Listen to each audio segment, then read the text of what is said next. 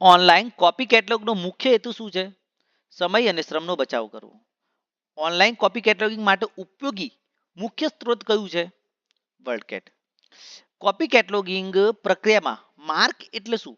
Machine readable cataloguing. Online copy કેટલોગની કઈ કામગીરી માટે ઉપયોગી છે? ઝડપી અને સચોટ કેટલોગિંગ માટે. ઓનલાઈન કોપી કેટલોગ કઈ રીતે રિસોર્સ શેરિંગને સહાય કરે છે?